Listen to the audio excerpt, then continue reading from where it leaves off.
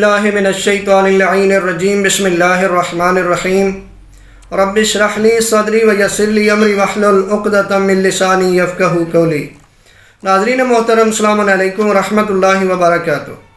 ناظرین محترم، آج ایک ایسا عمل آپ کو بتانے جا رہا ہوں، ایک ایسی دعا جو اتنی مجرب ہے وہ بتانے جا رہا ہوں کہ جس کے بارے میں مولا امیر علیہ السلام فرماتے ہیں کہ ہم نے رسول اعظم صلی اللہ علیہ وآلہ وسلم سے سنا کہ نبی اعظم فرماتے ہیں کہ جو اس دعا کو ہر نماز صبح کے بعد اور نماز عشاء کے بعد 3 مرتبہ پڑھتا ہے تو وہ اس کو پروردگار اتنا رزق عطا فرمائے گا کہ اس کی 7 پشتیں یعنی 7 نسلیں بھی محتاج نہیں ہوگی۔ یعنی اس دعا کا اثر یہ ہے، اس عمل کا اثر یہ ہے کہ مولا امیر فرما رہے ہیں کہ جو بندہ نماز فجر کے بعد اور نماز عشاء کے بعد اس عمل کو، اس دعا کو 3 مرتبہ پڑھے یعنی اپنا معمول بنا لے تو وہ تو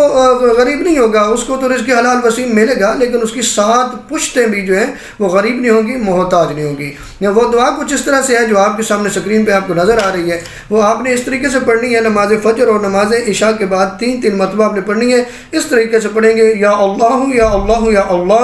یا ربی یا ربی یا رب، یا حی یا قیوم، یا ذا الجلال والاکرام، اسألک باسمک العظیم الاعظم ان ترزقنی رزقا واسعا حلالا طیبا برحمتک یا ارحم الراحمین۔